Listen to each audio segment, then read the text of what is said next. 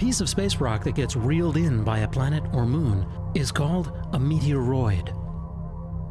The bright streak that observers see in the sky is known as a meteor, and whatever makes it to the ground to be found is the meteorite. Meteorites come in different flavors, and each one speaks volumes about its place of birth. Most meteorites are fragments of asteroids from the asteroid belt that is in orbit between Mars and Jupiter. Space rocks don't need to be very big to put on a spectacular show.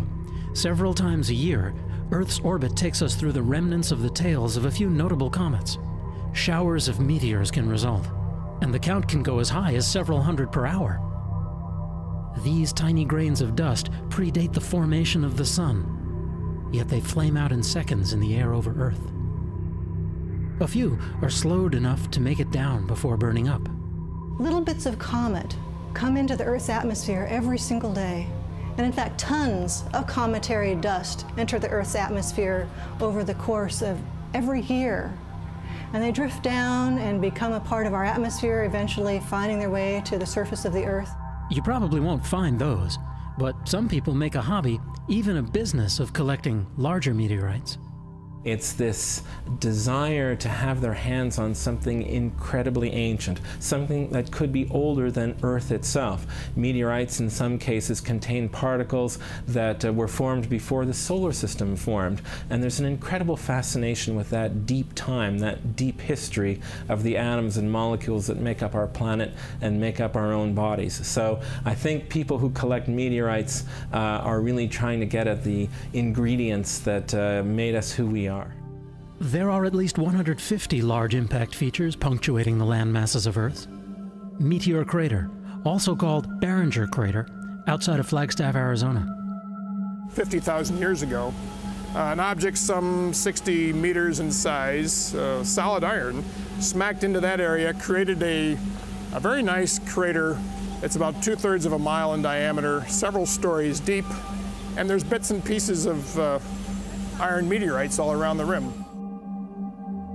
The type of event that is linked to dinosaur extinction occurs on average about once every 100 million years.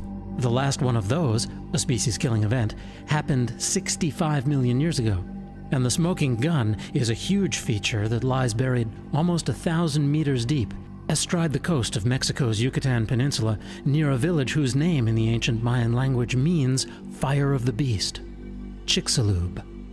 It's quite clear that the Chicxulub impact event, which occurred in Mexico, was produced at exactly the moment when dinosaurs and over 75% of the species of plants and animals on Earth went extinct. We believe that the projectile was probably about 15 kilometers in diameter, which is much smaller than the largest asteroids, but it's also much bigger than many of the small ones that currently encounter the Earth.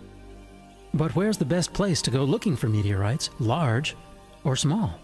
Meteorites actually strike the Earth quite randomly. They fall in equal proportions over any portion of the Earth.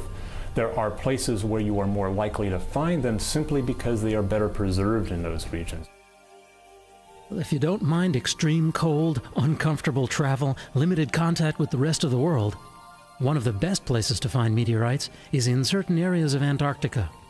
These lucky space rocks are cushioned and preserved by icy snow and concentrated together by natural flows within the ice pack.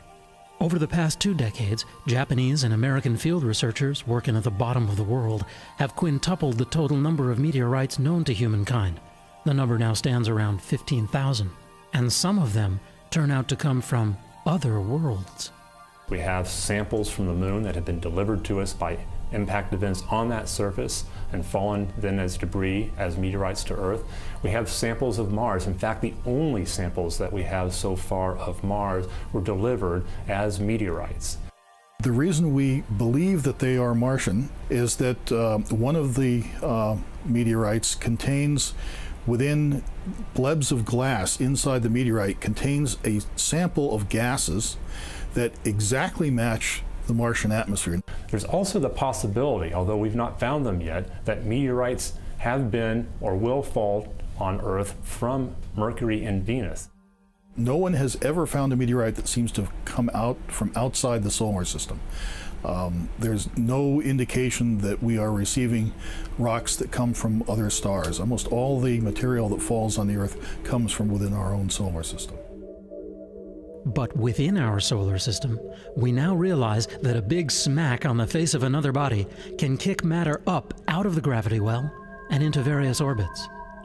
Eventually, some of these floaters can be captured by other planets. This process has a whimsical name. Some call it crash portation.